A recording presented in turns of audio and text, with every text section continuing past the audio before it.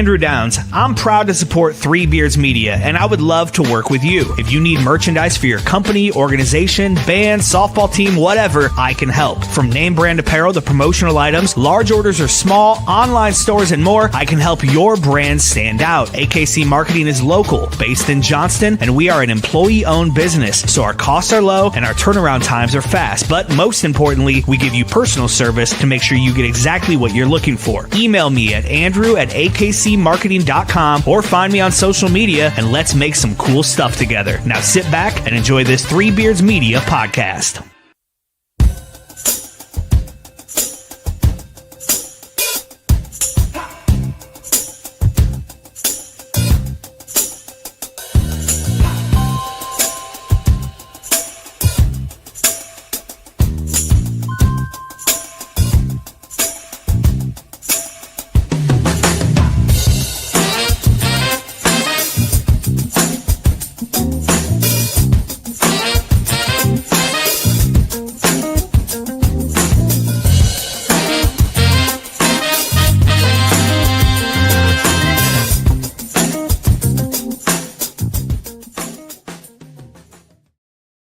There it is. Give it up to Average White Band, or whoever those guys are. They sound pretty good.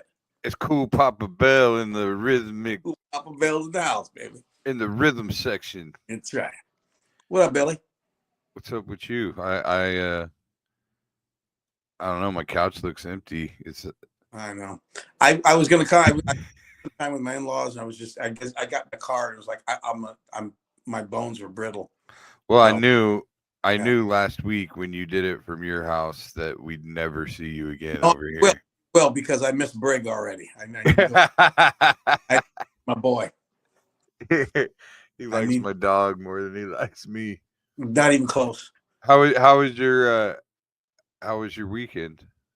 It was good. It's funny. I was talking to Chris earlier, and I said that you opened for Chad Daniels, and I said, it's funny when comics get together and we're real tight and everything like we are. Then, as we're talking, you'll be talking to someone else, and you go, "Man, Chad Daniels is my favorite comic of all times," and I'm like, in my mind, I'm going, "Dude, I'm sitting right here." I mean,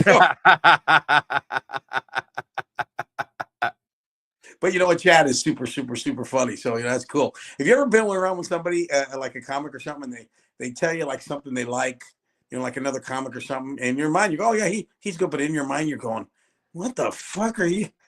You start to question their taste. Well, yeah, 100%. You know what it is for me? It's more like TV shows and stuff. Oh, yeah, exactly. Like, for example, it's funny you say that about like my favorite comic of all time and shit. Like, It's weird how you have those different levels. Like, of course, my actual you have like your friends that are like your friends, right? And then you have your like comedy friends, and you do feel close to them just because it's like you all grew up together or something. Mm-hmm.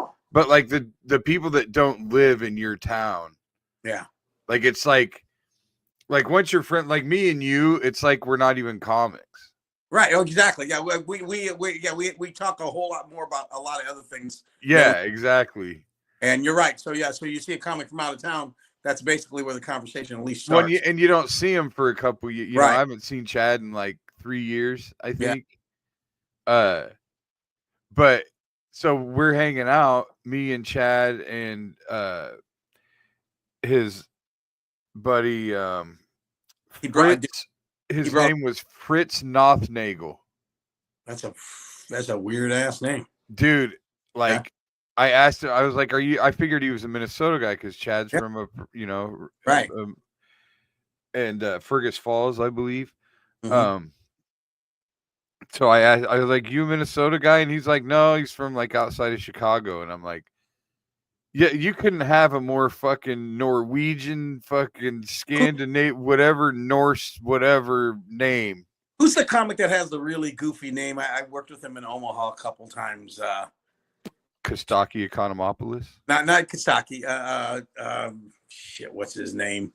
He works Omaha all the time, but he's got one of them weird ass names that you think starting to get in show business. You're like, you change that, no one's gonna fucking say that right on stage.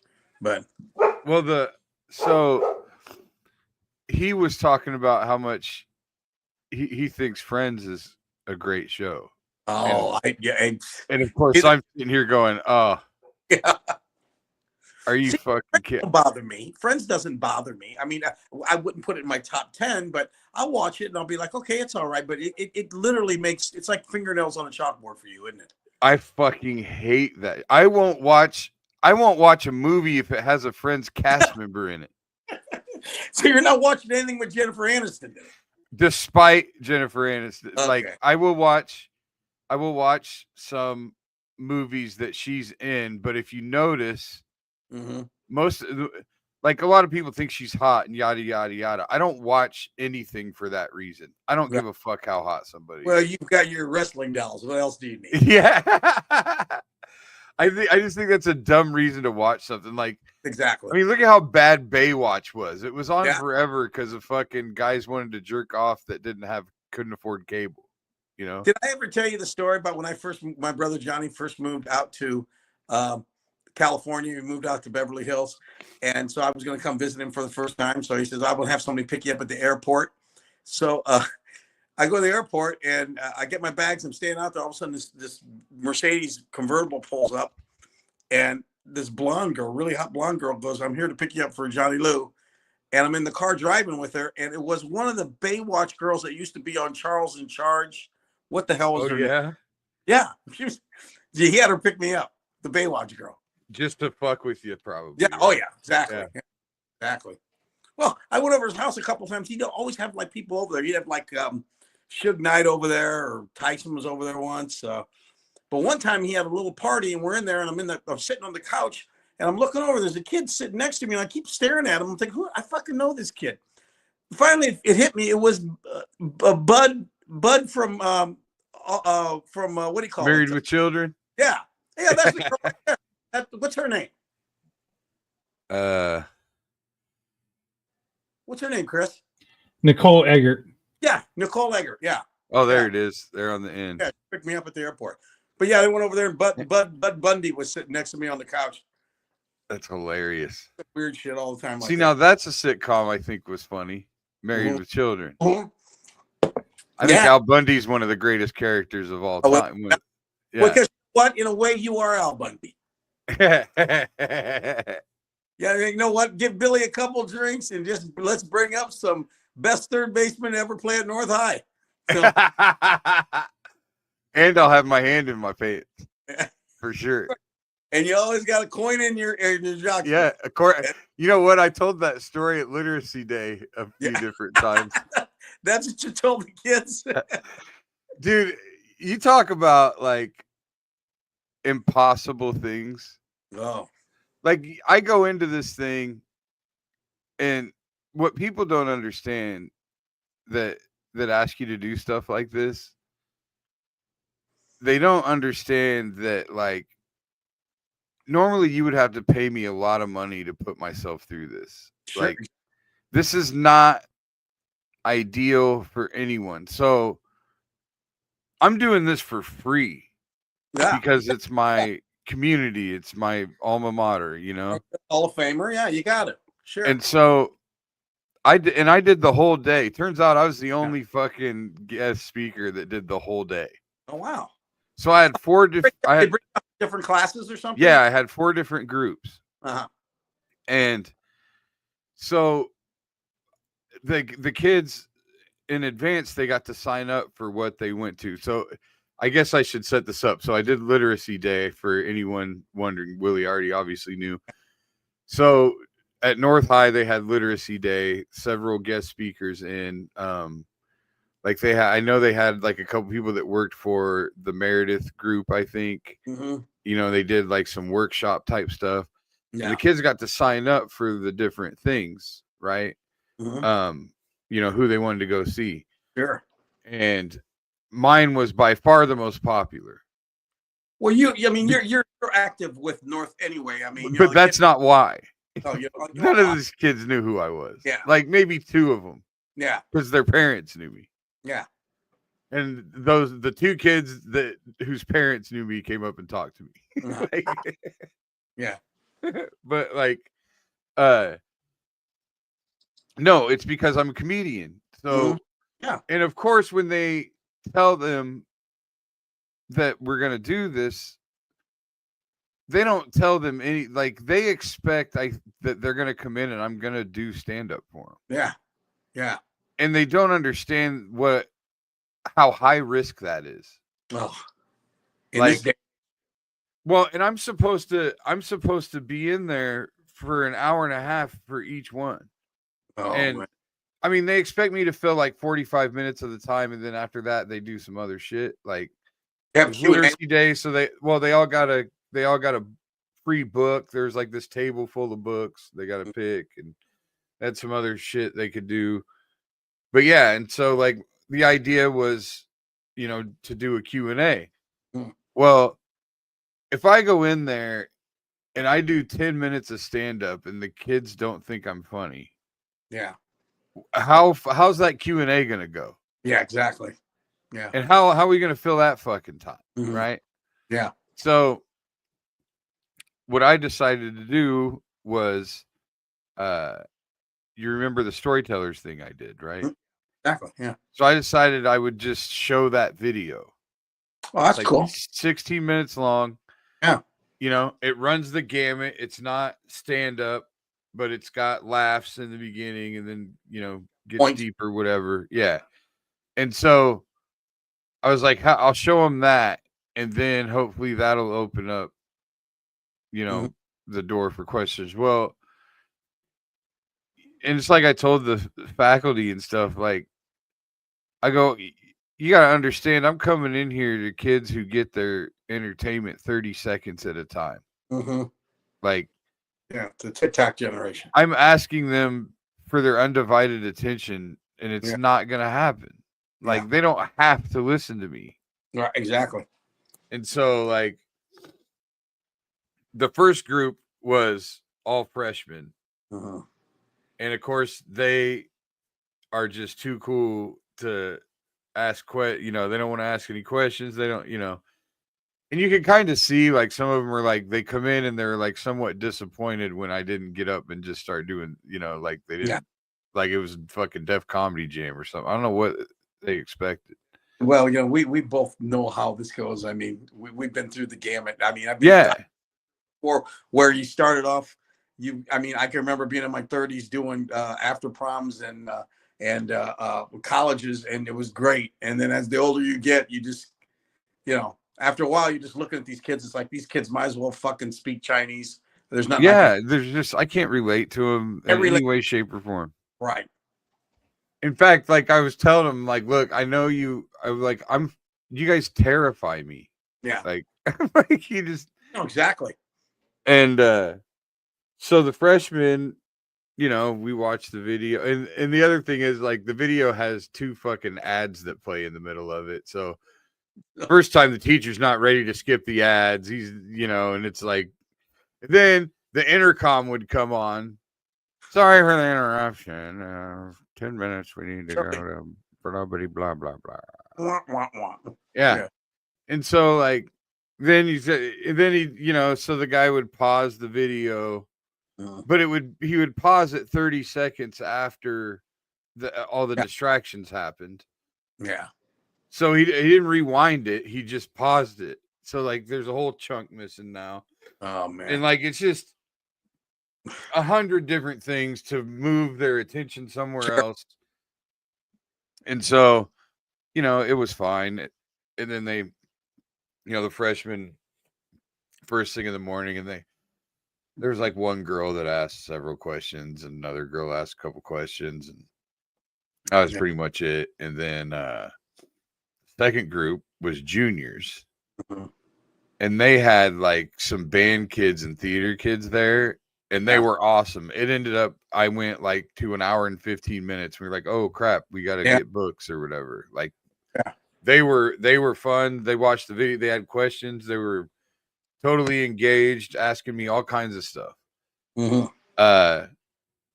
Then it was seniors, and there wasn't hardly any of them because they all get to go home early. There's like fucking 15 of them, and then they moved me into the auditorium for the last group. Yeah, they should have never done that, because then we get to the auditorium and nothing's ready, nothing's working, and are they scattered all over? Then yeah, now it's sophomores, and they tried to bring them up, but there's too many of them, and like it's just 300 seat stadium all over the place. 100%. It was just disastrous. So funny when you do corporate sometimes when the people that hire you don't really understand what it is that you do.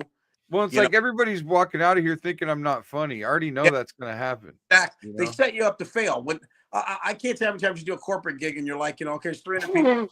Well, where's the mic? Oh, we don't have a mic. We thought you'd talk really loud.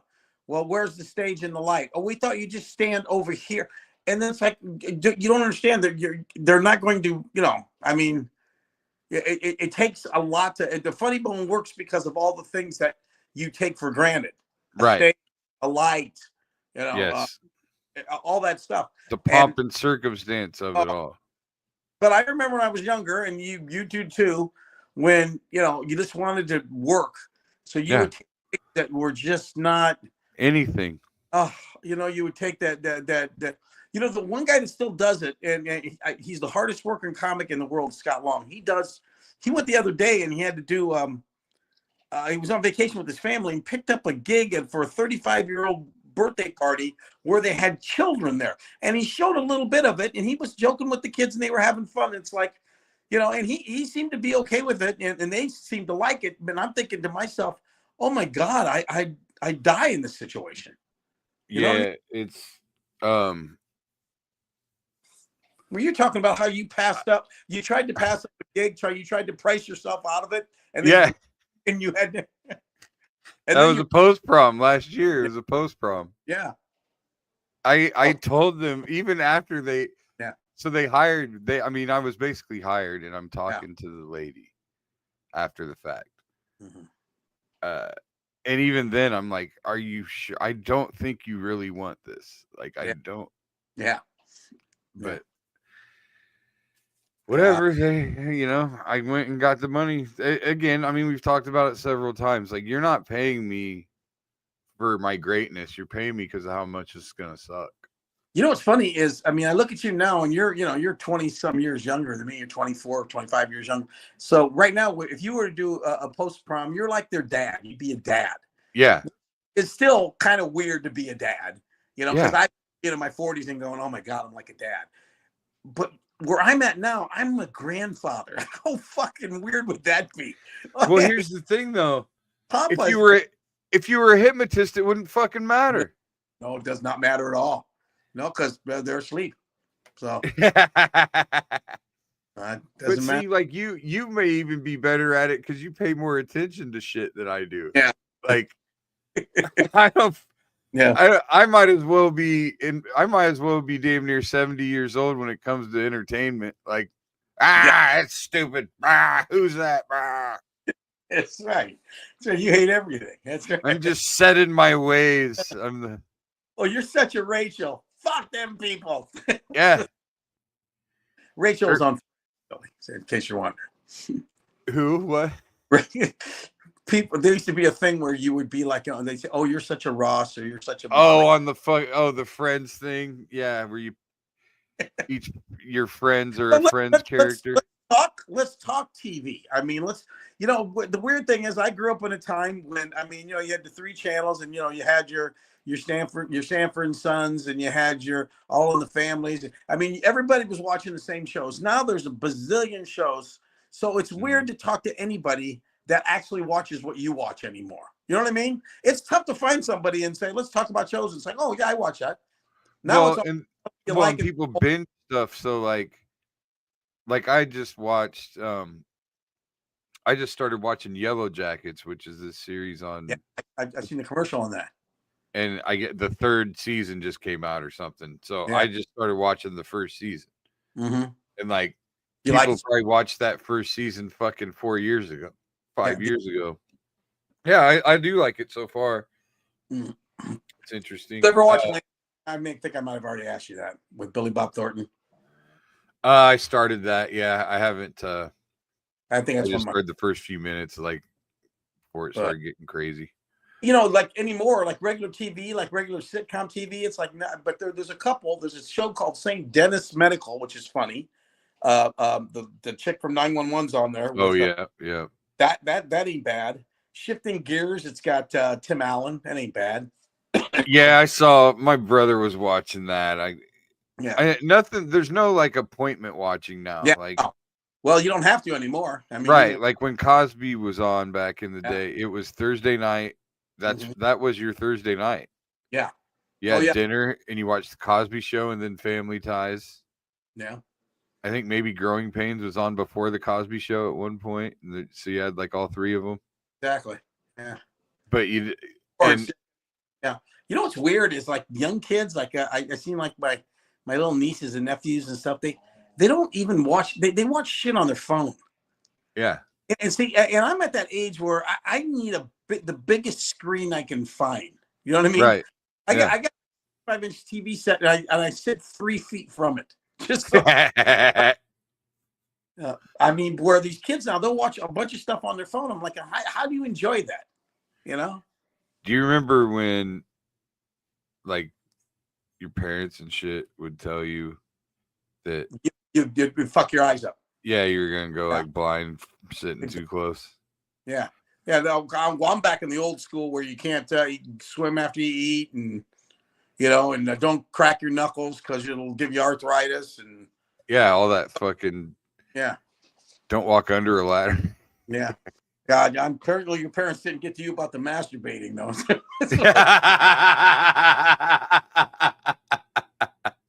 Because if they did, you'd be blind as a motherfucker with like your hands would look like furry mittens right now.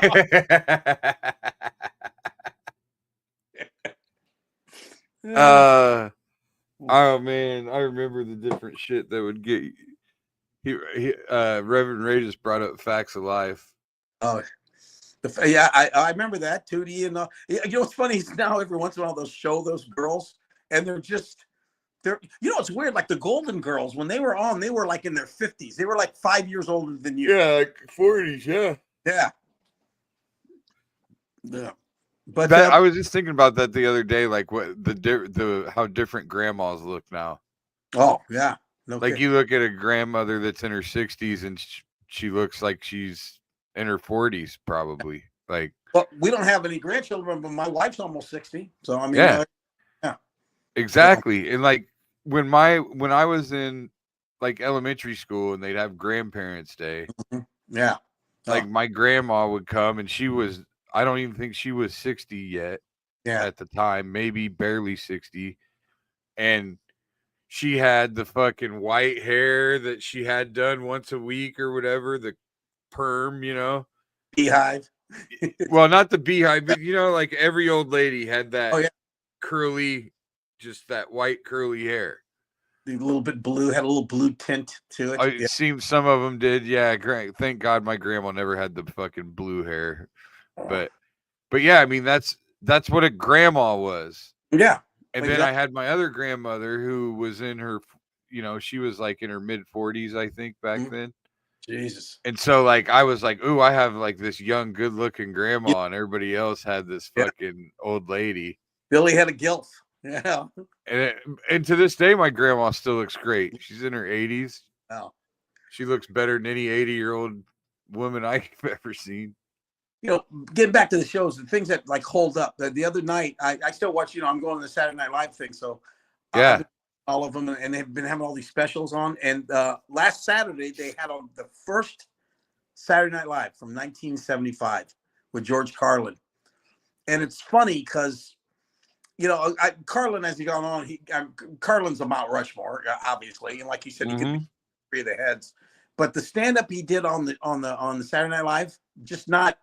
You watch it and you go, that's corny as shit. It was the old hippy dippy weatherman shit. You forget that was 50 years ago. You know what I mean? And also he was censored for TV and stuff. But one of the bits that he did do was the television, football baseball bet. Yes. Yeah. You go to the goal lines, and In baseball, you go home. We're gonna go home. In football, you play on a gridiron. Baseball, you play on a diamond. Yeah, it's in park. He said in football, you fumble. It's a in baseball. Oops, I made an error. Yeah. Oh. Where do you? I often wonder where he'd be right now politically. Oh, I gotta wonder think. what kind of shit he'd be saying. The thing is, you want to think that he would be an ultra liberal, but I don't think he was, because if that too woke shit would have got to him too. I would be curious. It'd be weird because I think in general, I think he would hate Donald Trump. I think there's no doubt that he would fucking hate Donald Trump. I think he would be I think he would be a Bill Maher, Jon Stewart kind of guy. Yeah, I think he'd be. I think he'd be more like Bill Maher. Like, yeah. Jon Stewart leans pretty left. Yeah, exactly. He hates Trump. I mean, when you get most comedians that are really, really good, like the Jon Stewart, they're ultra smart. You know what I mean? Yes. See through the bullshit, and Stewart and Bill Maher can definitely see that Donald Trump's just you say what you want about him, but he's a moron. He's a moron. I mean, you know what I say to people all the time when it comes to comics, like whenever they would have Celebrity Jeopardy, and there'd be a comic on there, the comic always won. Yeah, exactly. I remember watching Andy Richter. Yeah. I can't remember who else was on there, and Andy Richter just kicked the shit out of everybody. I mean, can you imagine Dennis Miller on that? Oh my God! And I do remember. I think Jon Stewart won. as well. Dwayne, you ever sit around and watch Jeopardy with Dwayne? Don't do it. Oh, Dwayne's every fucking answer there is. Dwayne's a savant. Yeah. Would you like to know George Carlin's stance on politics? I found a quote that he gave in an interview. Let's hear it. Well, I remember him having a really long bit that really wasn't full of laughs at the end of one of his specials, where he was like, "It's one big club and you ain't in it." Yeah. Well, there's one thing you might have noticed. I don't complain about politicians. Everybody complains about politicians. Everybody says they suck. Well, where do people think the politicians come from? They don't fall out of the sky. They don't pass through a membrane from another reality. They come from American parents and American families and American homes, schools, American churches, American businesses, and American universities. Yeah. And they're elected by American citizens. This is the best we can do. This is what we have to offer. It's what our system produces. Garbage in, garbage out. If you have selfish, ignorant citizens, you're going to get selfish, ignorant leaders. Term limits ain't going to do any good. You're just going to end up with a brand new bunch of selfish, ignorant Americans. So maybe it's not the politicians who suck. Maybe something else sucks around here, like the public. Yeah, the public sucks. There's a nice campaign slogan for somebody. The public sucks. Fuck off. You know what? That he's absolutely correct. Well, there's a school of thought out there where they say you get the leaders you deserve. That's the truth. I mean, he is a product of how far we've fallen as far as just intellectually. I feel like as a society or as a species, where I blame social media, because you know what? There used to be things that you could just keep to yourself and you didn't have to know everything about everybody all the fucking time. And that seems to be the problem, because once all that comes out and they keep hitting you with it, then after a while you start to, the things that were wrong are now status quo. It's like, oh, that's okay, I guess. You know what I mean? Everything seems to be okay now, I guess. And Donald Trump made it okay you can say whatever the fuck you want, and in 3 years, guess what? I didn't mean it, or I changed my mind, or what. It doesn't matter. Remember, it used to be if you said something, it'd come back and haunt you in 10 years. Nothing fucking haunts you anymore. It just doesn't. Yeah, well, they've definitely thrown a wrench into the quote unquote cancel culture. Oh yeah, well that's the only good thing that has come out of all this, or whatever. Yeah. I mean, it seems like anyway, but I think that's more because people just don't have the energy for it now. Because you have to cancel like, well, and also they don't have the people that want to cancel people. They want to cancel Donald Trump. Yeah. Yeah. So like that's what they're focused on now. They're not. They don't give a shit what me or you says on Twitter or whatever. Think about this. He actually said, and it's on video. He said a long time ago, if I was ever to run, I'd run as a Republican because they have that out there. That he said that. Yeah, he said it on Oprah or something. Yeah. Then he also said, what was the other thing? I could go out and shoot somebody on Fifth Avenue, and I mean, he has said these things, and now he's the president for the second time. I mean, it's insane. It really is. Well, it's proof of what George Carlin said in that quote. Like, yeah, that's right. We still have, but the thing is, people are willfully ignorant. Mm-hmm. I mean, shit, I am. Yeah, I'm totally willfully ignorant. I pay attention to hardly anything anymore. I just stay in my fucking bubble because I'm tired of it. Tired of getting worked up about it. As they tired say, of arguing about it. There ain't shit I can do at this point. Don't blame the player. Blame the game. And that's it. It's. I mean, there ain't shit I can do now. I mean, what am I supposed to do besides sit around and be mad? Yeah, and you can't do that because then you come off on, right. Like the people get. I block anybody on my Facebook that mentions politics at all because I'm tired of fucking hearing all this shit. You know what I mean? Just let it go. Let it go. Yeah, it's. I don't know. I'm trying to. Chad had a great bit this weekend. Of course he did. Hey. He was talking about the halftime show and how batshit fucking crazy. Like, you hate the halftime. This is what we're fucking talking about, you know? And he's like, oh yeah, go nuts. Yeah. He goes, all these fucking people. Oh, there was blah blah blah. We should have a. He goes, why don't we have a country musician? We should have a country musician doing the halftime show. Okay, yeah. How about the one that just won the Grammy for best album? Oh, you don't want that one. Oh, so you don't love country music. You just hate black people. Exactly. Yeah. That bit was fantastic. Trump has brought out to the forefront is the fact of the matter is that it's okay to be racist now. So, did you see Saturday Night Live when Tom Hanks came out on Black Jeopardy? I did see that. Yeah, I actually just watched that. And of course, people got their panties in a bunch over that. I mean, it's like, take it easy. It's a fucking joke. They did? Oh yeah, all the Republicans that that say that the liberals are too soft and they can't take it. They all came out. How dare the MAGA people are mad because he's got a MAGA hat on in the bit. But he made the guy look like he might have been racist. Oh yeah. That's the fucking character. There you go. Yeah. Oh, so they're like, oh, he's trying to say all MAGA people are, dude. Yeah. Why do you get it? Why do you get it then? Yeah.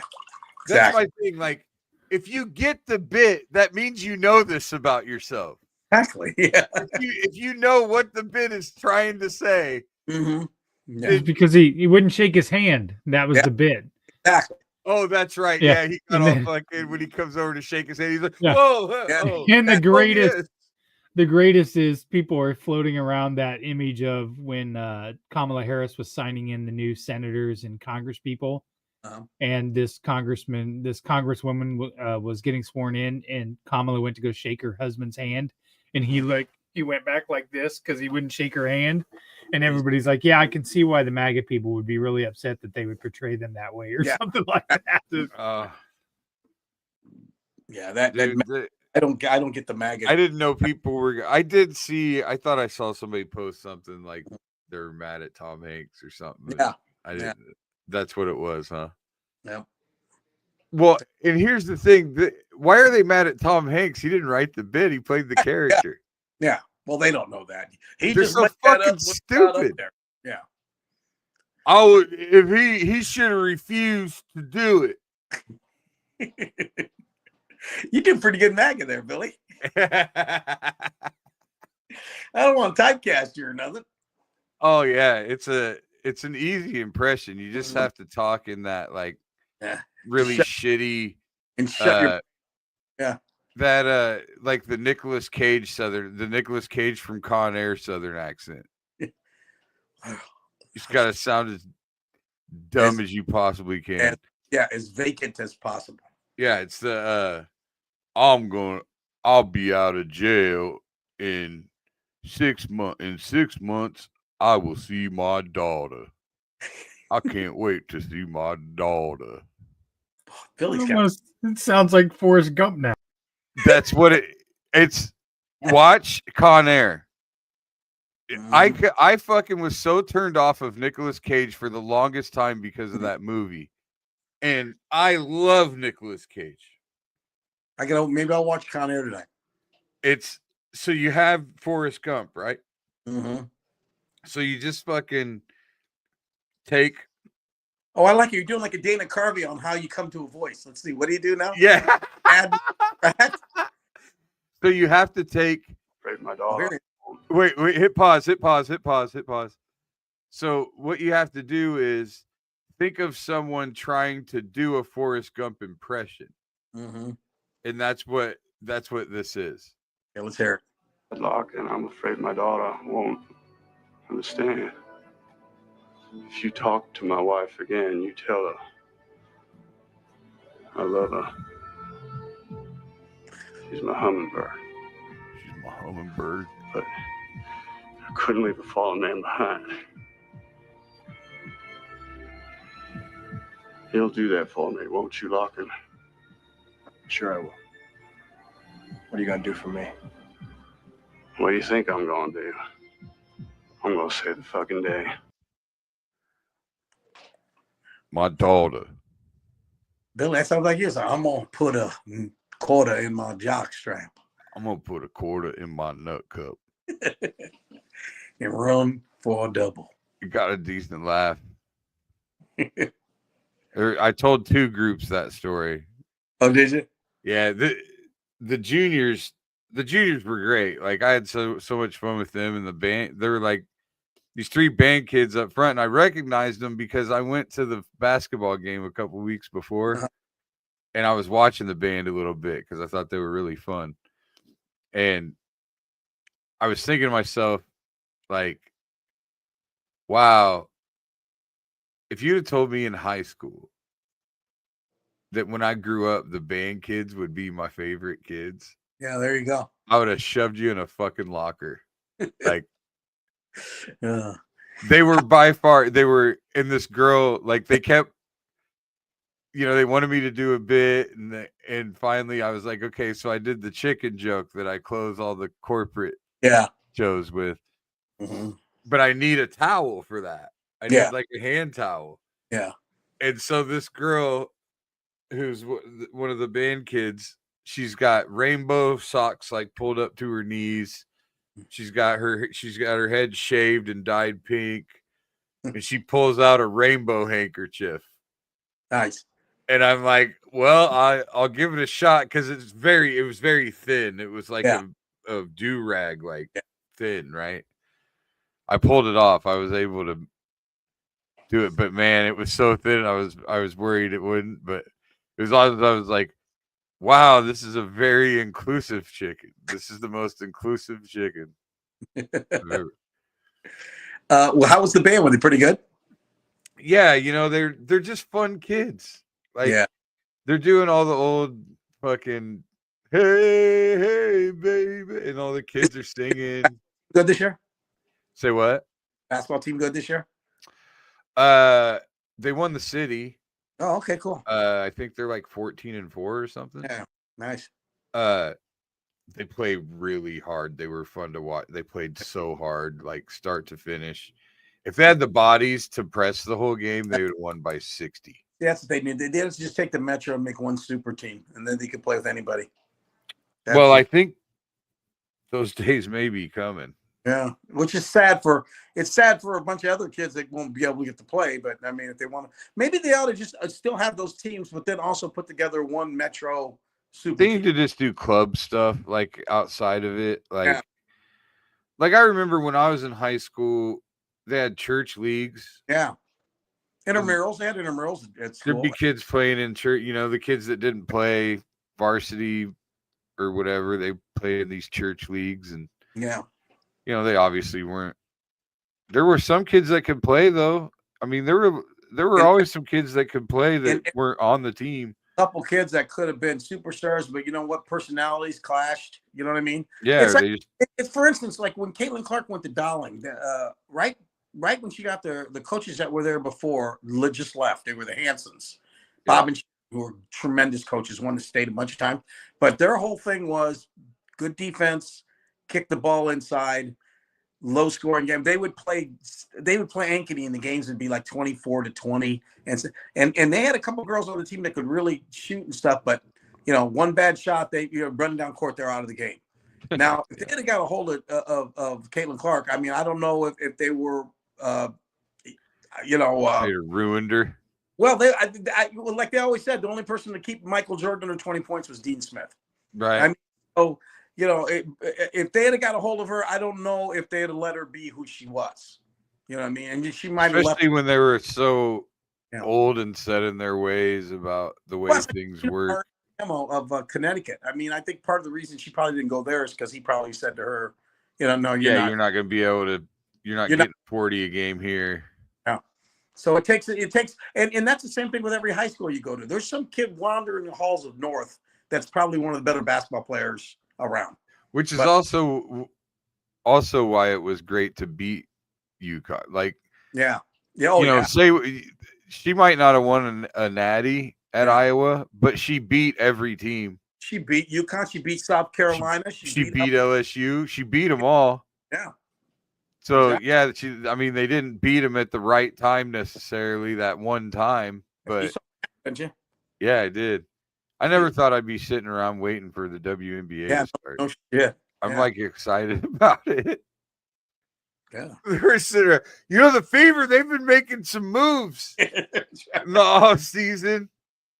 Oh, they got this Bonner girl. That's right. And Kelsey Mitchell, baby. She can Kelsey, ball. they re-signed Kelsey Mitchell. Yeah. You got the Boston girl back. We're gonna be all right. Lexi Hall. Oh yeah. Did you watch any the Luka trade? Yeah. Did you watch any of the NBA? Oh, that was the worst. Did you watch it? Not at all. I couldn't. It was so fucking bad. Yeah. Like, Chris, I don't know if you can find any clips at all, but I'll tell you the clips. Fine, Billy. Kevin Hart would not shut the fuck up. Yeah. It was like, remember the And One mixtapes? Yeah. Oh yeah. The guy they have the fat guy with the mic. But oh baby, that's right. The professor. It's the right. professor. Hot sauce. Skip to my loo. Oh baby. Oh, he's on the court with a mic. Yeah. They tried to do that with Kevin Hart, and it was so bad. I'll tell you what the best part of the whole thing was. That Mac McClune is the G League white boy. He's the greatest dunker of all times, including Michael Jordan. Yeah. And did you see any of what he did? I saw the car. Billy alone. He jumped over. He's 6'1". He jumped over a car. How about the one where he jumped over the 7-foot guy, tapped the rim, then dunked it? And I saw that, and then I saw there was one where he dunked two ball, like there was one on the rim. There was a ball up there already, and then he grabbed the other one. Yeah. Yeah. I mean, the over the car though. I mean, I guarantee you, Michael Jordan couldn't pull that off in his prime. Well, I'll tell you who I think was a better dunker than Michael Jordan, though. Previous. Who? Dominique Wilkins. No. Carter. Vince Carter. Vince Carter was the best dunker up until this kid. I don't think anybody. What this kid does? I mean, it's insane. What? I mean, watching slow motion, they show it in slow motion. And yet he's in the G League. Yeah, well, yeah, he can't really ball. He can't play. He can just dunk. Yeah. Watch. His head's over the rim. I mean, the professor. This is his third year. I mean, like he said, he might not even come back because it's like, He's got to run out of shit to do. I mean, well, that's the thing. They've gotten so creative with all the props now. Yeah. I mean, what else you can do?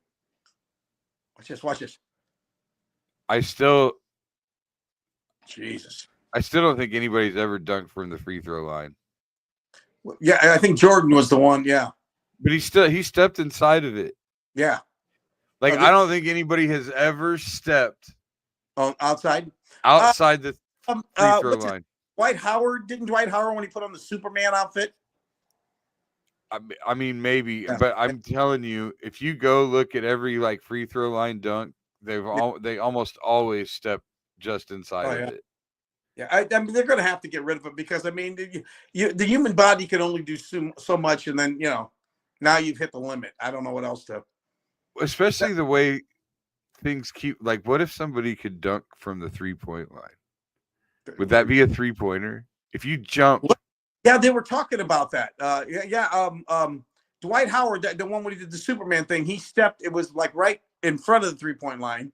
And he went to dunk it, and he didn't actually dunk it. He was about 2 feet from the basket, and he threw it down, so they counted it as a dunk. Yeah. But so they said it was almost a dunk from 3-point line, but because wouldn't that be a 3-pointer? Yeah. If you leave the ground behind the 3-point line, because you can land. If you shoot it, you can land inside the 3-point line. Yeah. It's a 3-pointer. Yeah.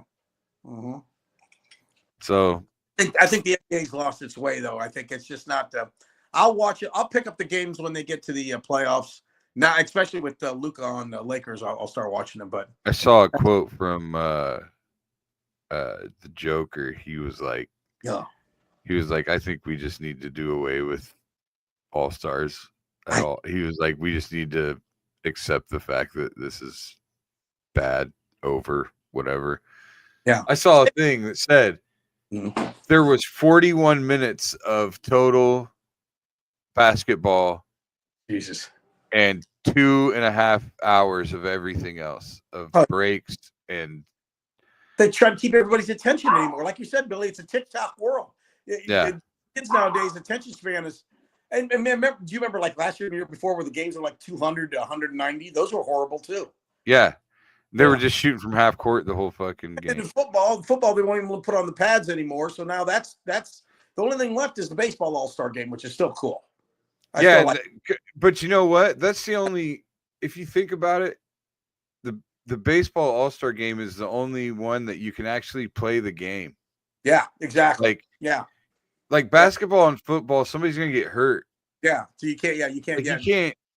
No. The All-Star game in basketball, I mean, they play 82 fucking games. Yeah, but football, man, you can't be having these dudes full contact. I mean, you get a fucking car wreck. I mean, yeah. Were you a fan of the All-Star game deciding home field advantage for the World Series? I you know what? I was okay with that. I really was. Because it actually made the game mean something. I didn't care for it because I felt like, well, I just feel like that should just go. I felt like that should have went back and forth or whatever, but also now it doesn't matter because they're DHing in both leagues. Yeah, exactly. So the fact that they've done that, it doesn't matter who's got home field anymore. Because to me, the only home field advantage to me was if the National League got it and the pitchers had to hit more games, and the National League guys would have an advantage. And in baseball, more than football and basketball, home field advantage is not as big as it is definitely not in football and basketball. Because if you look at the records of a lot of these Major League Baseball teams, it's not that the home field doesn't really matter that much to them. No, the crowd definitely has a lot less influence on a baseball game, but there's something to be said when everybody's hanging on every pitch, like when you're in the playoffs and stuff, and the home team, the home crowd is actually loud. Because baseball, it's so like I don't know, recreational is the wrong word, but like it's a walk in the park. It's well. Let me ask you guys: you go to the ballpark to a baseball game, and you don't really pay attention to the whole game. Yeah. Most people don't, Right. you know? The greatest thing in the world is to go to a Major League Baseball game in the summertime. I try to go every. Matter of fact, when we go to New York, we're going to the Yankees opening game. There you go. Yeah. But there's a lot, you're not hanging on every pitch when you go to you know what I mean? Enjoy this. You enjoy the scenery around you. Right. But then you get to the playoffs or the World Series, and there is the something crowd to be said. actually hanging on every pitch, then I think it does matter a little bit. Yeah. You know, though there is something to be said about October baseball. Say what? There is something to be said about October baseball. I am not a like a baseball huge fan. Like I watch maybe 5 or 6 teams during the season. Part of that's too is because the Cubs aren't on TV, and I don't get to watch them as much. But yeah, in the playoffs now I'm tuned in. Right now we've had 162 games. Now this matters. Now now I'm gonna see some drama and things like that. Do you guys miss some of the old nostalgia of the rules, like the AL and the NL never played each other until either they all started? At first I said to myself, you know what, this is a good thing, but now as it's been going along, now I kind of miss the fact that when you got to the World Series, it was like, oh, they haven't seen each other. Now they get like, well, they played 4 times this year, so I kind of miss. Yeah, I never was a big fan of interleague play just because I like that advantage and that I liked the way the strategy, like the way you had to manage the game was different. And you'd have those two styles. It's kind of like UFC before they started doing weight classes and shit. Like when UFC first came out, you'd have a fucking 120-pound guy fighting a 400-pound guy. It didn't fucking matter. And that shit was amazing. Yeah. But like, I don't know. There was a part of me that just loved watching like an American League pitcher hit a home run in the World Series or something. Like, whoa, what the fuck? Like, exactly. I grew up when I was a little kid in the 60s. I went to St. Anthony's in 2nd, 3rd grade, and I remember they would roll that television in, and they'd turn it on, and you could barely make out the fucking players on there, and you just kind of hear and they would let us watch like the World Series. No shit. During school, especially when the Yankees were playing, that was a big deal. So baseball was a much bigger deal back then. Oh yeah, for sure. I love it. Because I like baseball. Because me and my wife were talking. If you had to rank the months you like in order, from like, for instance, I think everybody's worst month's got to be February. This month just blows. Fucking sucks. This blows. Now the favorite month, I think it changes for a lot of people. I'm gonna let you, Billy. What's your favorite month? If you had to name one month out of the year that's your favorite month of all of them. Probably September. Start of football. Hogs. Yeah, football's going. Everything's going on. I mean, basketball is over, but I think the WNBA is still playing in September. Chris, what about you? September was my answer as well. Me, yeah. It's I like this. When did you say May? May. Spring's just getting started and baseball's starting to get on, and that the days are getting longer, the weather's getting nicer, and you've got everything ahead of you. You got the whole summer ahead of you. And that's I love when May comes around, man. That's the best. March is a second for me, simply because it's fine. You finally start to see some green, and you're coming out of that winter, and you're getting some warm weather and things like that. Now you start to get excited for it. But March is like that's like programmed into you from school, though. Like May is when school's about to be done. Yeah, yeah, I'm sure that might be. I just like. Do you find yourself? Do you find yourself still getting excited for school closings, like right at first? Oh, I still get dressed up every day, Billy. You know that. Yeah, Like they're flashing the school closing across the street. You're like, all right, Des Moines Public Schools, sweet. And then you're like, oh fuck, I'm 46 years old. I don't need. Those kids have no idea what it's like to just sit there and watch the scroll go across the bottom of the TV, waiting, and then you get distracted, and you may have missed your letter, and then you got to fucking wait even longer. You missed your letter. That's a real fucking thing, man. When I was a kid, you get distracted or whatever. Next thing you know, the D's are gone. You're like, fuck. Yeah. I didn't see Des Moines. When I was a kid, Des Moines Public Schools were always the last ones to close. They were the last ones to pull the trigger every time. Yep. And it was obviously like all the rural schools were gonna close because they had dirt roads and shit. Right. But and you'd just be waiting. I remember when they had that. I remember that big ice storm. I was in junior high. Like the one, like people were losing limbs, fucking falling on their houses and shit. Oh yeah. Actually, I might have been in high school when that happened. Anyway, I show up with Mark McCullum up in on Fleur at the Holiday Inn there when they had that big ice storm that hit. Yeah.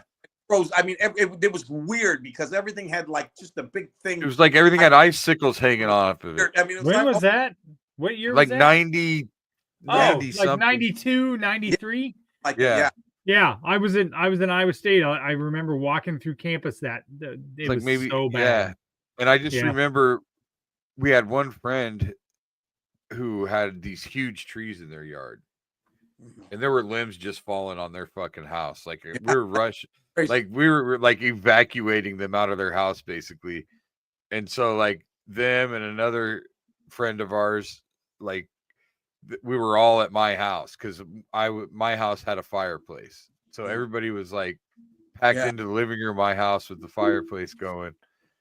And I remember watching, we had power because no, it was probably radio. I don't remember. But anyway, yeah, it was morning. It was dark. We had candles on and shit. And we were listening for if school was closed. Limbs are falling on houses and we weren't sure. We weren't quite sure. Yeah, cars can't stop. They're just sliding down. They might have enough sand in the sand trucks that the buses can run, and then we're going. They preemptively cancel school now. The weather ain't even fucking happened yet, and they cancel it. Yep. But I remember like when they actually said Des Moines Public Schools, because there were about 6 of us kids listening, and everybody, just fucking screaming, celebrating like we won a championship. You know who the biggest weather fans are in history? Teachers. I am telling you, my wife is tuned in to the weather every day. She is all about it. That's a paid holiday, right? Yeah, right. Yeah, please cancel school. Yeah, right. Free day off. Let's get our break. I got 3 topics for Reddit and current news after the break. So let's get a word from. Speaking of sponsors, did you just get a new one? No, some of the other pods that Kyle was on, we're not doing anymore, so I slid him over to us. So. Oh, I thought maybe we got Michelin tires because of that fucking vest you're wearing. I thought maybe we were. Are you making up for the fact you couldn't roast me Friday night because I was clearing the back in the cheap? That's where I prefer people I know to be. I walked in their station because I thought we were sitting up front. I was like, no, I guess Bill put us back here. So, well, I didn't know they had some reserved like up front seating like that. Like usually, it's just I didn't put you anywhere. It's just no, I know ordered. You did. I know you did. If you would have got there earlier, you might have been up front. I was there early. Thank you very much. Okay, we got there like 6:15. I don't know. Were there already people up front when they sat you? No. So there were people. I think people might have paid extra to sit up. Maybe, probably, sure. All right, let's get a word from our sponsors. Come back. We'll go with some Reddit questions. Making great tasting bourbon requires the perfect combination of ingredients, conditions, and time. The longer it rests, the better it tastes. Revelton Distillery's new single barrel bourbon is made from 80% corn, sourced 100% from Iowa farmers. And unlike mass-produced bourbons, each barrel of Revelton's single barrel bourbon is unique, proofed on when it tastes best. As they like to say, it'll be ready when it's ready. And to ensure the highest standards of quality and flavor, owners Rob and Christy Taylor oversee the production and bottling. Every single barrel. Iowa-born, Iowa-aged, Iowa-bottled. Try the new single barrel bourbon from Iowa's own Revelton Distillery. ReveltonDistillery.com.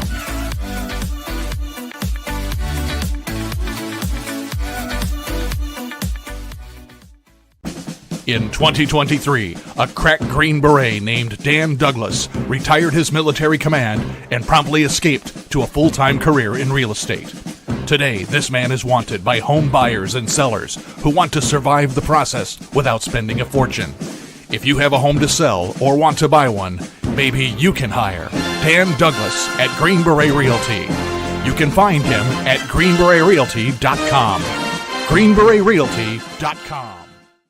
Whether you're buying, selling, or refinancing your home, or if it's simply time to renovate the one you're already living in, you need an experienced mortgage professional to help you analyze your financing options and to make sure the closing goes smoothly. And that's exactly what you get when you call Kyle Lehman at Wintrust Mortgage. Kyle's experience and expertise, coupled with Wintrust's rates and programs, ensures you'll get the mortgage that's right for you. You may even qualify for down payment assistance. Before you reach out to a realtor, call Kyle and get pre-qualified, empowering you to start shopping for the home of your dreams. Call Kyle at 515-473-0546. Kyle Lehman, Wintrust Mortgage, 515-473-0546. Hey, we should get like sponsorship rates from old Kyle. Like, we should be able to get like a fucking 3% refi or some shit.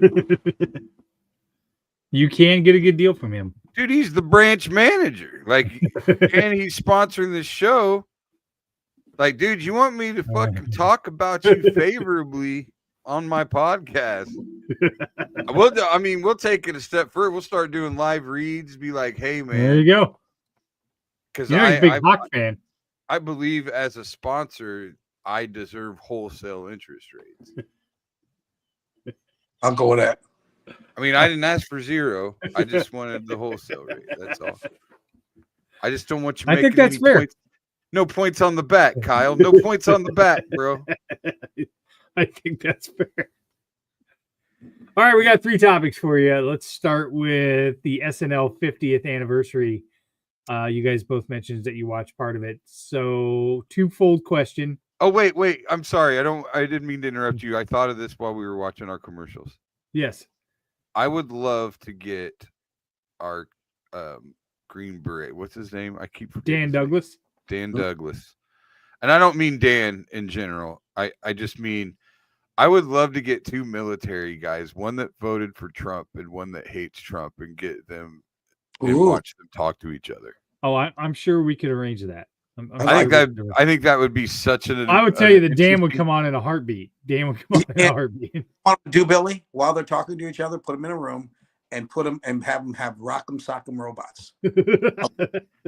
I would just be interested to see, like, yeah. I don't know. I would want them both to be the same age and from the same branch. You want to know how any a military guy could defend Donald Trump? I would like to know how that's possible. I'm pretty sure our guy's a Trump pansy, but I'm not 100%. I'm pretty sure I've seen a Facebook comment or two where I was pretty evident. That, who, Dan? Yeah. He is actually a libertarian, and he's not a fan of Trump himself. He's not. But I bet he fucking voted for him. But he may have voted for him. Yeah. Well, whatever. All right, here we go. All right, crock of shit.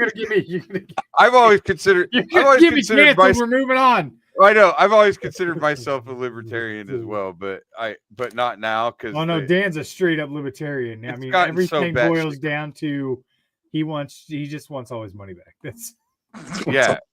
I mean, that's kind of what it is. Not necessarily a bad thing. It's not necessarily. No, I mean, I want to keep all my money, and I also want, I'm fiscally conservative, socially liberal. That's pretty much who I am. No, Except except I do believe in entitlement programs. I do believe in helping people. Uh-huh. And most libertarians just go, nope, fend for yourself. I think there are people that need our help, and we should. We have 3 topics tonight. Go ahead. Sorry. That's okay. SNL, two questions for SNL. Who is your favorite, or who is the best alum from that show? Oh God. And what is your favorite segment ever from SNL? Well, hands down, Eddie Murphy was the best on the special. Eddie Murphy was great. No. I'm asking who is the best your all-time alum? favorite cast member? Who is the best alum to come from that? GOAT. Yeah, who's the best alum that come from? Well, okay, if you're talking SNL. about the body of work that they put in, probably. And it might not be my favorite, but I mean, I think body of work wise, I mean, Will Ferrell was really good. I would probably go Phil Hartman. Yeah, Phil Hartman. Yeah, that's a good choice. I would go like body of work, just scope. Yeah. And but when you think about Eddie Murphy, 1 year, Eddie Murphy came up with all those characters that he had in 1 year. Yeah. And he was like 10 years old or something. It doesn't seem like he was only on that show for 1 year. 19, I think. I mean, a lot of people forget the year. I mean, I thought when Billy Crystal and Martin Short were on, they were fantastic. Billy Crystal was on there for 1 year as well. Yeah, Martin Short. When he used to do the lawyer, the nervous lawyer, and I can't fucking. I cannot get enough of Martin Short. I think Martin Short might be. Was the nervous lawyer from like a 60 Minutes segment where? Yeah, real nervous. Yes. But the Jiminy Glick when I do Glick. You know, we're talking to Bill Glick. Let me ask you a question, Bill. I love Jiminy Glick, but I do too. I adore Jimmy. How about the Olympics segment they did where he was kind of slow, Martin Short? Yeah. He's just like Chris. There's a Chris. You got to pull this up. I want Willie to see this. There's a clip. I believe it's from the movie. I believe it's from Clifford, the Big Red Dog movie. Yeah. I think.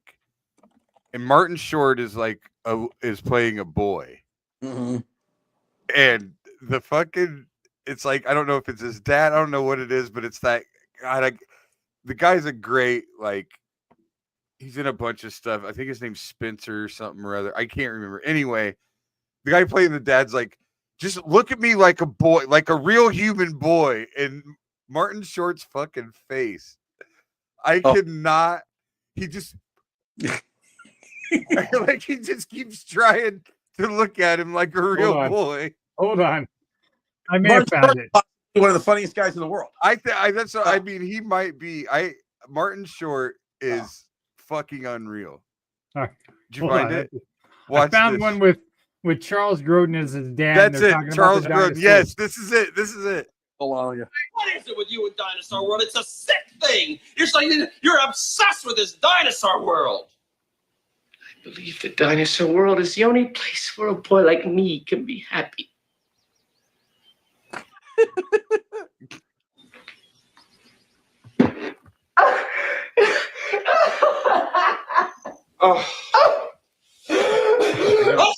Listen to me. Shut up a minute. Listen. Shut up. Will you listen to me? Will you listen to me? All right. All right.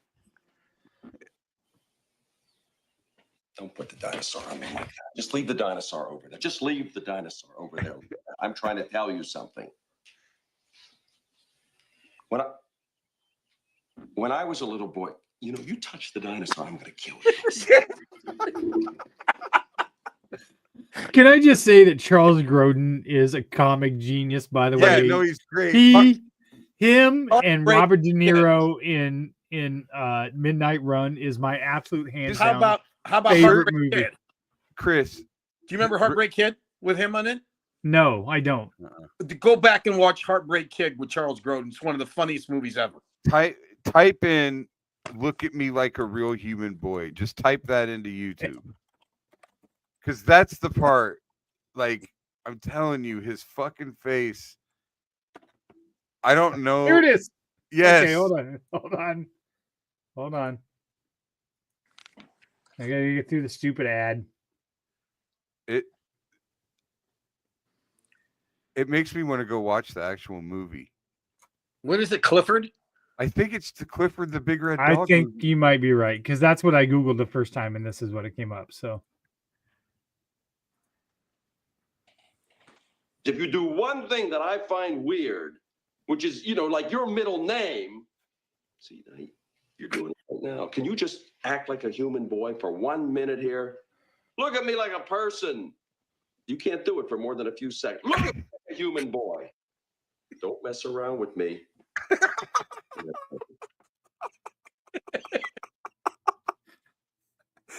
I'm telling you though, him and Taking Care of Business with Jim Belushi are two of my favorite movies. That's why I kept calling Charles him Grodin Spencer. is so great. Charles Grodin. His name's Spencer in Taking Care of Business, right?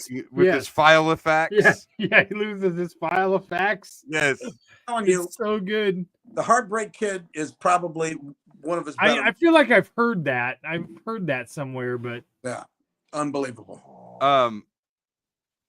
So I didn't realize, was Martin Short ever an actual cast member? Yeah, he was. Yeah, he did the. Yeah. Well, no, wait, was he?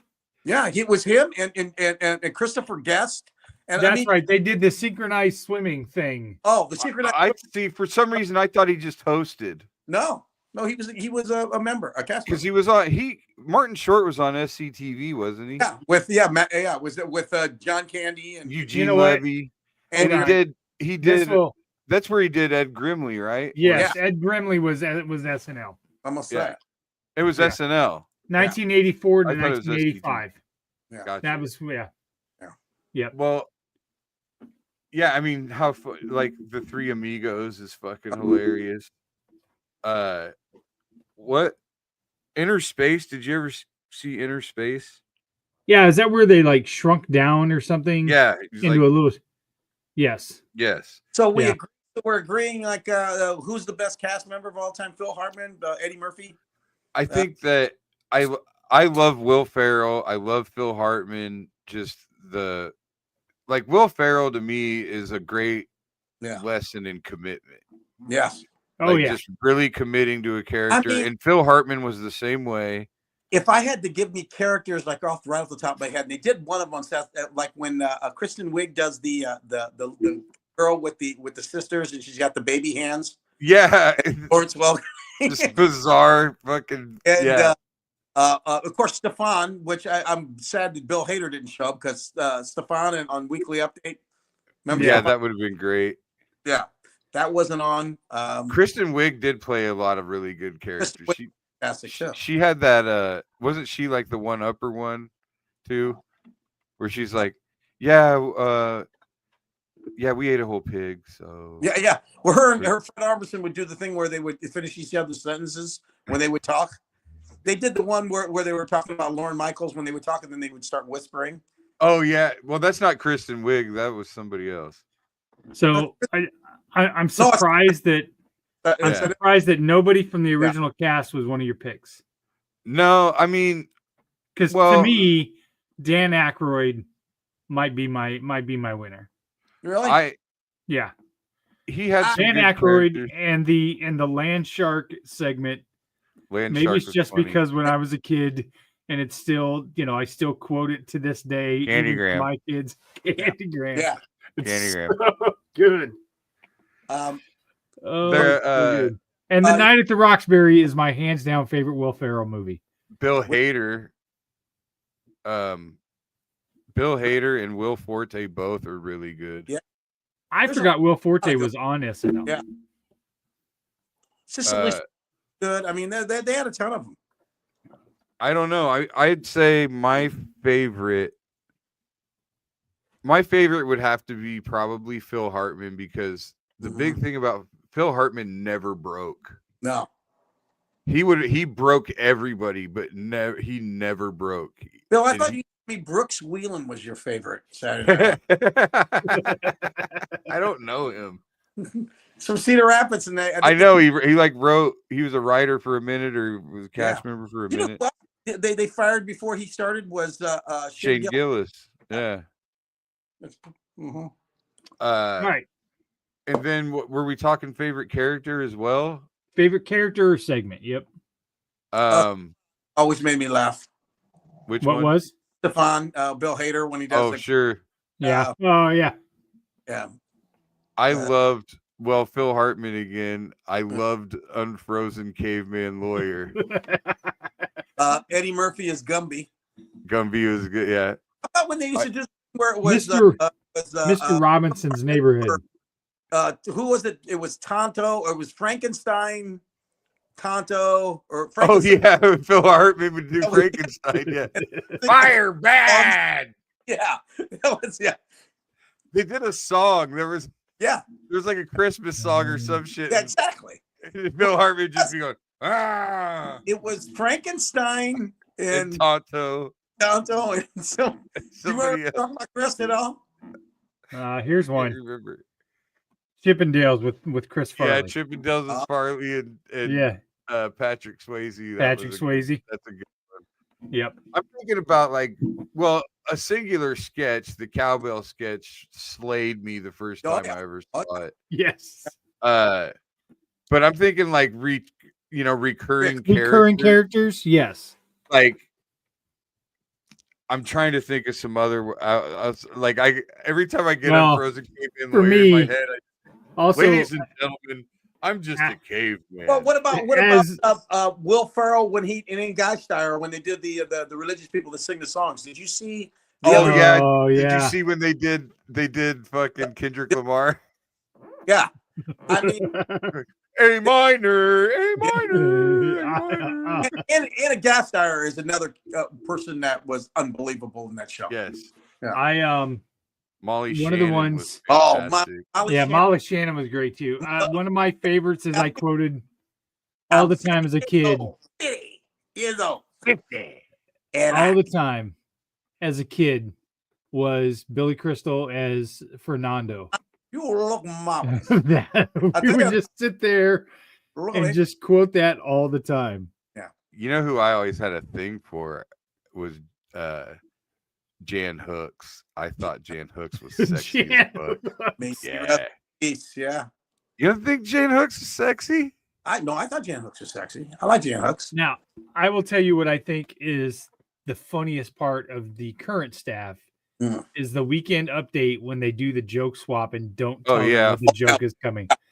That's a Christmas thing, isn't it? Yes, it is the best. Go back and watch Stefan. Part of the reason why Hader would crack up is John Mulaney would write the jokes and they wouldn't tell him all the things that they were putting in there. So reading the cue card, he's seeing it for the first time himself. So you could tell the ones where he's really this club has everything. You know what I mean? All right. Next topic. Found a Reddit stream in the stand-up Reddit stream. Oh, here we go. You go. will win $1 million if you can sit through a comedy show and not laugh or smile once. So you can pick one comedian you want. Whose show are you going to? You're actually a comic that doesn't make me laugh. Yeah. Famous. He wants some dirt. He just fucking. He wants us to talk. I can already tell you mine. Would you like to hear some of the other people's answers? Yes, first? please. Please tell me one of them is Mr. Showtime. I don't know. I don't know these two guys. Maybe you guys do. Brandon Schwab. I opened for Schwab actually. I think Schwab. No, that's isn't that like a former UFC guy? He's one of Rogan's guys. David Lucas. Brand. I can tell you, I could definitely. I opened for Brandon Schwab and watched him, and I don't think I laughed. And I don't mean that in an insulting way because I could sit back and not laugh at a lot of guys that are funny, and I can acknowledge that they're funny. Oh yeah, but I could understand Schwab because Schwab's one of those guys that started doing shit before he was ready.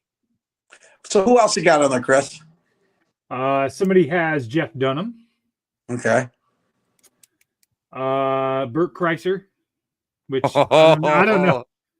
I don't know how you can't laugh at that guy. I know. I do actually. I get why people, because he's like a party guy.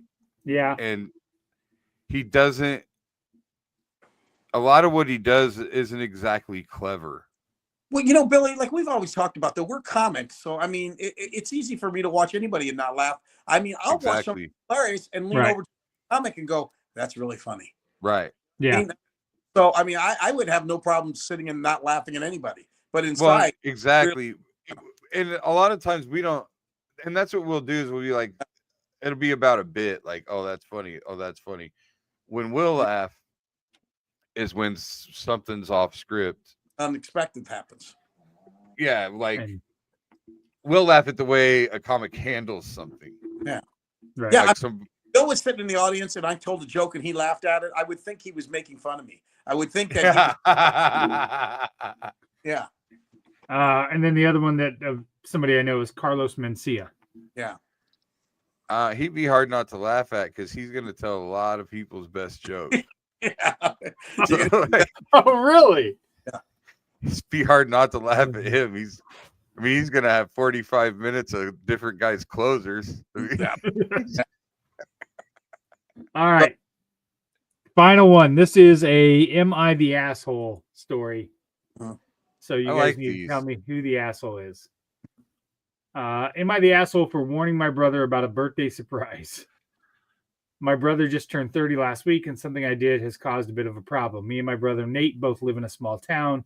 We kind of have overlapping friend groups. One friend that we share, we'll use his name as Tyler, is your typical bachelor lifestyle kind of guy, while I enjoy my family life and Nate enjoys his solitude and routine. About a month ago, Tyler told me he wanted to take Nate to a strip club in the city for his birthday. I know my brother very well, and Nate has made it clear on multiple occasions that he does not like the idea of strip clubs. I told Tyler as much, and he responded with, he would like it once he's there. Tyler then tells me that his plan was to get Nate to agree to go somewhere else and just take him to the city instead, like a pseudo kidnapping. I told Tyler it was a bad idea, that it would just piss off Nate. Tyler didn't care, thought it would be fun. Not long after Tyler told me his plan, I relayed all the info to Nate as a warning. Nate thanked me for the warning. The day of Nate's birthday, I got multiple texts from Tyler asking if he knew where Nate was because no one could find him and get him on the phone. I genuinely didn't know where he was because we weren't doing anything for his birthday until the following weekend. I found out yesterday that Nate ducked everybody on his birthday by going out of town. Nate's girlfriend let Tyler know that I warned Nate, and now Tyler is pissed at me because he had booked a private room and a specialty service at the club and now is not getting any of his money back. A bunch of mutual friends believe what I did was a dick move, but there were several others saying I did the right thing. Am I the asshole? No, Tyler's an asshole. Fuck Tyler. That's not his brother. Yeah, fuck Tyler. Yeah, 100%. He's looking out after his brother. Tyler doesn't know his brother like his brother knows his brother. And Tyler, that to me, that's fucking like the guy that I'm going to set this up. I'm going to do this and I'm going to do that. Nah, he ain't got doing any of that. You know what I mean? If he really liked this guy, he would just take him out and say, "Hey, what do you want to do for fun?" Don't let him decide whether you want to see some. Yeah, that was a self-serving. Yeah. He wanted to be entertained by the guy's reaction to the strip club. That right. Correct. He wanted to see how uncomfortable he was, and it would be funny and yada yada yada. Yeah, no. Even the fact that he brought up, I paid for this already, and that just makes him a dick all right. He already told you it was a bad idea. Yeah. Why'd you go pay for it? Like, did anybody give you the nod? Did anybody go, yeah? Yeah. Like, motherfucker told you 2 times it was a bad idea. This ain't you ain't the best man, and this ain't a bachelor party. I gotta be honest with you. I find strip clubs. I'll go in. I find it creepy though for those people that buy and get the strippers and the lap dances. To me, that's just creepy shit. I've always thought it is. I don't care for it. It's just it's icky. It's only $1. There's some of them North Side strippers. Yeah, you can actually give them change. Saying, not if you go to the Outer Limits. I hear it's 50% off there on Wednesdays. If you're gonna fucking Billy, didn't that where that quarter from your nut cut came from? If you're gonna no, I take a whole roll of them to the strip club. I got to make sure I'm good and jingly, good and hard for him. Nice thick roll of quarters. Jesus. I'm just saying, like, if you go to the strip club, why would you go to the strip club and not pay $1 to have the chick come over and fucking rub her ass on you and like put her tits in your First face of all, or something? I'm beyond all that. I'm 60. I'm going to be 69 years old. If you kept anywhere near a strip club, fucking just put me away. I'm too old for that shit. Why would Willie do that when he has access to VR porn? That's right. I mean, it's you know what? I did see the Japanese have. I think it's the Japanese. They got this thing now you can put on your phone. They like connect to the phone so you can like FaceTime your significant other and give them kisses and like kiss them. Shut the front door. Yeah, guys like going over bills anyway and putting on my porn mask. So you get the fucking VR mask, you get this little kissy face thing and a fleshlight. Now all we gotta do is find some. It's like fucking Silence of the Lambs over his house. Put the lotion in the basket. Right. Oh wait. Was she a great big fat person? You just do that way too good. Is that Nicolas Cage? Oh wait. That Buffalo. What about when he's fucking trying to when he lures her in, when he's trying to get the couch in the van? Yeah. And she's all fucking, "Hi, sir, you need some help?" Oh, would you? Oh, would you? See, Don't hurt my dog. Don't you hurt my dog. Precious. Precious. Give me back my dog, you fucking bitch. God. You better not hurt her. You better not hurt her. Oh. Precious. I'd fuck me. Would you fuck me? I'd fuck me so hard.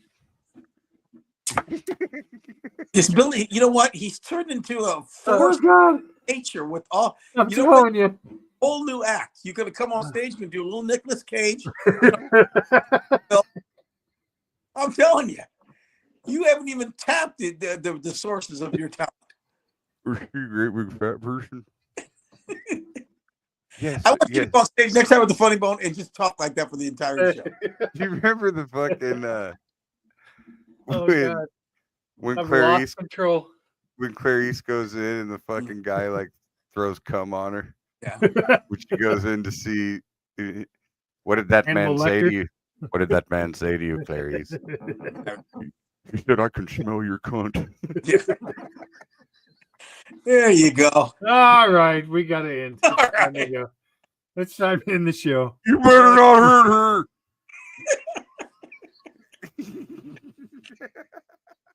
Oh my God. How did we get here? I We don't even know how we got here. I don't know how to get back. That's the problem. Oh God. I think I got a card here. Hold on. We drove the car on dead end street. And I don't know how to use reverse. Was she a great big fat person? Okay, I know we gotta. This is you can't fucking. If you make me start talking like Buffalo Bill, I can't stop. It's like a tick that I have. I think it might have been part of what ended my last marriage, to be honest. You got like Bobby Jr. there. You got like a brain worm in your head there. Yeah, yeah, brain worm. Start talking like Bobby Kennedy Jr. Okay. It's no vaccines. In 6 months, I will see my daughter. Right now, she's staying with This Uncle. guy, I'm telling you, he's a core of force. It's like having Wayne Newton here. I'm a regular Jay Farrow. Oh God, my head hurts. All the impressionists you went with Jay Farrow.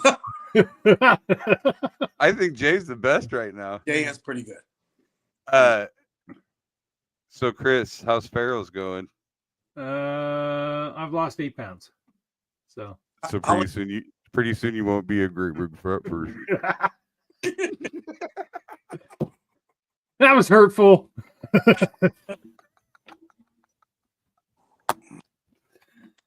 I'm going to Farrell's. I don't want to be a great big fat person. All right. It's time to end the show. Thanks everybody for listening. Yeah. This is Bill. This is Willie. Love y'all. Peace. We're out.